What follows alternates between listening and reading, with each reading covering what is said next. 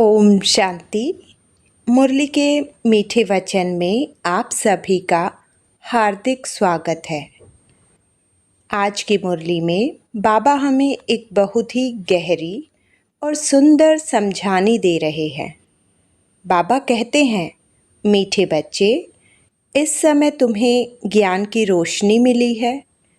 अब अपने प्यारे बाबुल को प्यार से याद करो और याद के बल से आत्मा को तमो प्रधान से सतो प्रधान बनाओ।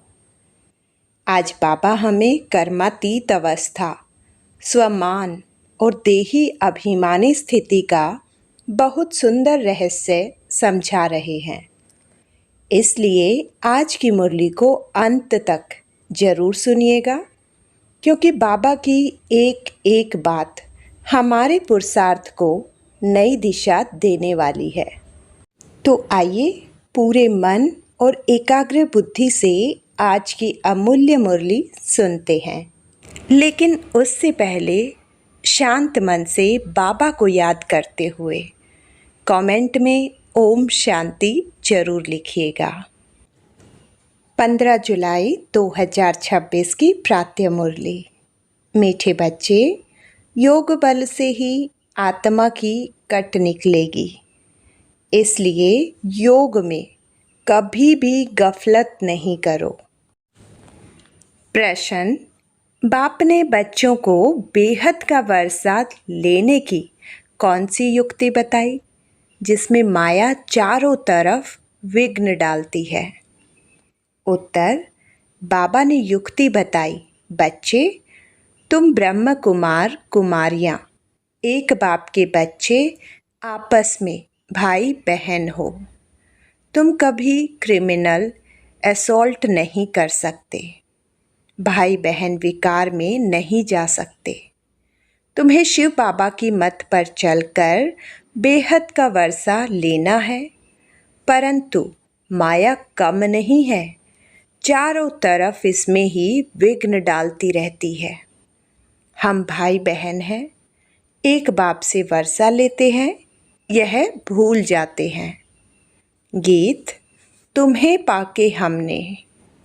ओम शांति। गीत का एक अक्षर ही काफ़ी है। बच्चे जानते हैं, बेहद के बाप से बेहद का वर्षा मिलता है और कल्प कल्प मिलता है। यह भी बच्चे जानते हैं कि बेहद का वर्षा बरोबर भारत को मिला था, अब वह नहीं है, फिर से मिल रहा है। देखते हो, अभी तो स्वर्ग का वर्षा नहीं है, रावण द्वारा नर्क का श्राप मिल रहा है। श्राप से मनुष्य दुखी होते हैं, वर अर्थात वर्षे से सुखी होते हैं। अब ब्राह्मण बच्चे जानते हैं, वह है बेहद का निराकार बाप और प्रजापिता ब्रह्मा है बेहद का साकार बाप। बेहद के साकार बाप प्रजापिता ब्रह्मा बगैर कोई होता नहीं।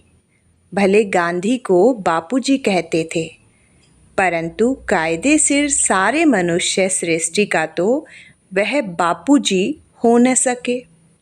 सारी निराकारी वर्ल्ड का बापूजी है शिव। अभी तुम बच्चे जानते हो, हम शिव बाबा के बने हैं।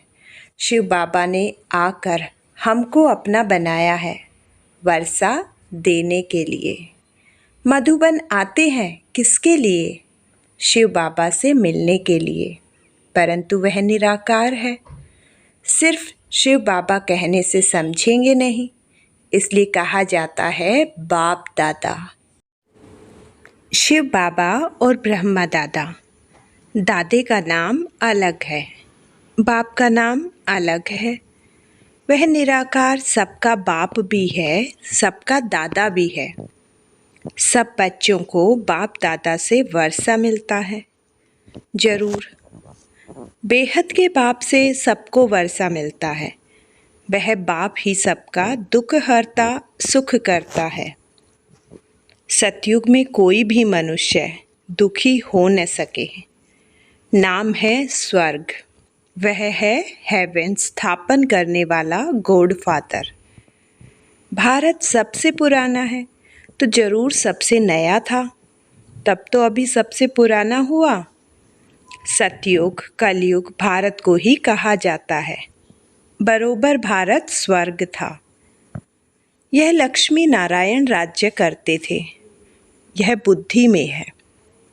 अभी तुम लक्ष्मी नारायण के मंदिर में जाएंगे तो झट बुद्धि में आएगा कि इन्हों को यह वृषा कैसे मिला, यह पूज्य कैसे बने, कब राज्य किया, किस द्वारा राज्य पाया, यह सारा बुद्धि में आएगा। आगे लक्ष्मी नारायण के मंदिर में जाते थे, माला फेरते थे। ऑक्यूपेशन का कुछ भी पता नहीं था। अभी सिर्फ तुम्हारी बुद्धि में है, सो भी नंबरवार।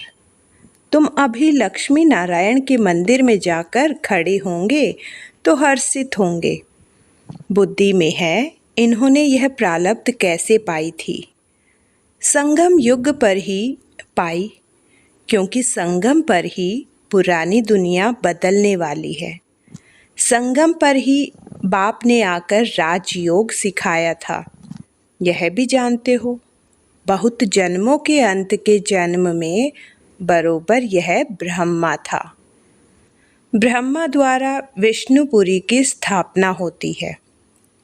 यह लक्ष्मी नारायण ही अगले जन्म में बरोबर ब्रह्मा सरस्वती थे। ब्रह्मा के साथ ब्राह्मणियाँ भी होंगे। सतयुग में लक्ष्मी नारायण की राजधानी थी ना, जरूर प्रजापिता भी होगा। तुम जानते हो, हम पुरुषार्थ कर रहे हैं। जिन्होंने कल्प पहले पुरुषार्थ किया है वह हम साक्षी हो देखते हैं। एक होता है रजाई घराना, दूसरा होता है प्रजा घराना। उसमें भी कोई बहुत साहूकार होते हैं, कोई कम। राजाओं में भी कोई बहुत साहूकार, कोई कम साहूकार होते हैं। तुम लक्ष्मी नारायण के मंदिर में किसी को भी समझा सकते हो कि इन्होंने यह राज्य कैसे पाया। अब फिर से वही अपना राज्य भाग्य ले रहे हैं। राजधानी स्थापन हो रही है। कितना सहज है। अम्बा कौन है यह भी नहीं जानते। तुम कहेंगे यह तो जगत अम्बा है। कल्प पहले भी जगत अम्बा जगत पिता थे, उन्हों के बच्चे हम थे। संगम पर बाबा राजयोग सिखा रहे हैं। जगत अम्बा के बच्चे भी ढेर हैं, परंतु इतने सभी को तो बिठा नहीं सकते। अभी तुमको ज्ञान का तीसरा नेत्र मिला है। बाप ज्ञान का सागर है तो जरूर बच्चों को ज्ञान ही देंगे। उनको न मनुष्य न देवता कहा जाता है, उनको परमात्मा ही कहा जाता है। तुम कोई के भी मंदिर में जाओ तो उनकी बायोग्राफी बता सकते हो। राम के लिए भी तुम समझा सकते हो। चंद्रवंशी घराना अभी स्थापन हो रहा है। ब्रह्मा द्वारा ब्राह्मणों का भी धर्म स्थापन होता है। ब्रह्मा का नाम कितना बाला है। ब्रह्मा द्वारा बाप ब्राह्मणों को रचते हैं। तुम ब्रह्मा कुमार कुमारियाँ होने से जानते हो, हम एक बाप के बच्चे आपस में भाई बहन हैं। फिर हम क्रिमिनल असॉल्ट कर नहीं सकते, भाई बहन विकार में जा नहीं सकते। बाप ने यह युक्ति रची है। ड्रामा अनुसार तुम भी ब्रह्म कुमार, हम भी ब्रह्म कुमारी। वास्तव में सारी दुनिया बीके है, परंतु जानते नहीं हैं हम शिव बाबा की मत से बेहद का वर्षा ले रहे हैं। माया भी कम नहीं है, चारों तरफ विघन डालती रहती है। हम भाई बहन हैं, एक बाप से वर्षा लेते हैं, यह भूल जाते हैं। यह तो अच्छी रीति समझते हो। सतयुग में एक ही धर्म रहता है, बाकी सब धर्म खत्म हो जाने हैं। यह भी बच्चे जानते हैं। यह कोई नई बात नहीं है। हर 5000 वर्ष बाद यह चक्र फिरता है। तिथि तारीख भी लिखी हुई है। यह भी बुद्धि में रहना चाहिए। हम शिव बाबा से इस युक्ति से वर्षा लेते हैं। लक्ष्य तो मिला हुआ है ना। बाप को याद कर बाप से वर्षा लेना है। याद अर्थात योग बल से ही कट निकलेगी, इसमें कोई गफलत न हो। इसलिए मुरलियाँ मिलती है। निश्चय बुद्धि पक्का है तो भले कहाँ भी चला जाए। समझो मुरली नहीं मिलती तो भी बुद्धि में तो है ना। हम बाबा का बन गया। बाबा ने समझाया है, तुम्हारी आत्मा तमो प्रधान बनी है। अब तुम बाप को याद करो तो तमो प्रधान से सतो प्रधान बनेंगे। यह महामंत्र एक बाप ही बतलाते हैं और कोई बतला न सके। बाप ही कहते हैं, मीठे मीठे बच्चे, याद के बल से ही तुमको तमो प्रधान से सतो प्रधान बनना है। यह अक्षर है परंतु किसी की बुद्धि में नहीं आता। अब तुम समझते हो, बरोबर कल्प पहले भी बाबा ने यह अक्षर कहा था कि देह के सब धर्मों को छोड़ अपने को आत्मा समझो। यह सब देह के धर्म है ना। सबका बाप एक ही है। सब आत्माएं उस एक बाप को पुकारती हैं। पोप भी गॉड को याद करते हैं, कहते हैं, ओ गॉड फादर रहम करो, इन मनुष्यों की क्रोधी बुद्धियों को पलटाओ तो यह आपस में लड़े नहीं। याद तो बाप को ही करेंगे ना, और कोई को याद नहीं करते। शिव बाबा को ही पुकारते हैं कि आकर पतितों को पावन बनाओ। पावन बनेंगे फिर तो इस छीछी रावण की दुनिया में रह नहीं सकेंगे। फिर जरूर नई दुनिया चाहिए। कलयुग से बदलकर सतयुग तो होगा ही ना। परंतु इतना भी नहीं समझते हैं। एक डॉक्टर आया था, कहता था कलयुग तो कलयुग ही चलेगा। अरे सदैव कलयुग ही कैसे चलेगा? कलयुग कोई अच्छा है क्या? समझते थोड़ी हैं, सिर्फ भावना है। औरों को ले आते हैं, उनको तीर नहीं लगता, और कोई आने वाले को तीर लग जाए तो भी कुछ न कुछ दलाली मिल जाएगी। स्वर्ग में तो आ जाएंगे। बाप से थोड़ा भी आकर सुनते हैं तो भी स्वर्ग में जरूर चले जाएंगे। फिर भी हेवनली गॉड फादर के सामने आकर बैठे हैं।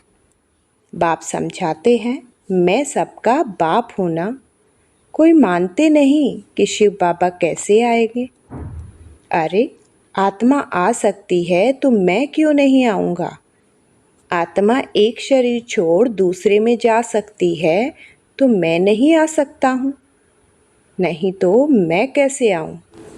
पुकारते भी हैं, हे पतित पावन बाबा, आकर पतितों से पावन बनाओ। बाप कहते हैं, मैं आता भी हूँ भारत में। कल्प कल्प के संगम पर एक ही बार आता हूँ। तुम जब 84 जन्म पूरे करते हो तो मैं आता हूँ। तुम बच्चों को निश्चय है बाबा आया है फिर से वर्षा देने। बाप कहते हैं, मेरा धंधा ही है पुरानी दुनिया को बदल नई दुनिया स्थापन करना। इसलिए गाया हुआ है, नई दुनिया की स्थापना, पुरानी दुनिया का विनाश। फिर तुम पालना करेंगे। रोशनी मिली है ना। काली का मंदिर देखेंगे तो समझेंगे यह झूठा चित्र है। काली बरोबर जगदम्बा है, परंतु ऐसे भयानक रूप नहीं है। बंगाल में काली के आगे बलि चढ़ाते हैं परंतु जानते कुछ नहीं। जगदम्बा के मंदिर में लाखों आते हैं, सदैव जैसे मेला ही है। छोटी सी मूर्ति रखी है ना, नाम रख दिया है जगदम्बा। अब जगदम्बा तो एक होनी चाहिए। सिंध में काली का मंदिर कैसे बनाया था? एक बार किले में बम फटा तो एक फकीर ने कहा कि काली माता गुस्से हुई है। बस उसने जाकर वहाँ काली का मंदिर बना दिया। अब काली है कौन? कुछ भी नहीं जानते। तुमको अब नॉलेज मिली है। ऐसी कोई चीज़ नहीं जिसको तुम न जानो। समझते हो बाबा से वर्षा ले रहे हैं तो पूरा पुरुषार्थ करना चाहिए ना। पहले नंबर का दुख तब शुरू होता है जब कुमार कुमारी शादी करते हैं। तुम्हें तो शादी करने का कभी ख्याल भी नहीं आना चाहिए। अब बाप कहते हैं यह रावण राज्य खत्म होना है। यह है विकारी गृहस्थ व्यवहार। देवी देवताओं के लिए गाते रहते हैं।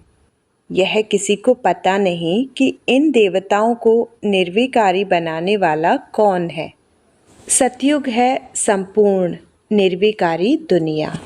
शास्त्रों में फिर दिखा दिया है कि वहाँ भी विकार थे, परंतु वह तो है ही वॉइसलेस वर्ल्ड। विकारी दुनिया और निर्विकारी दुनिया में कितना फर्क है, यह बातें और किसी की बुद्धि में नहीं है।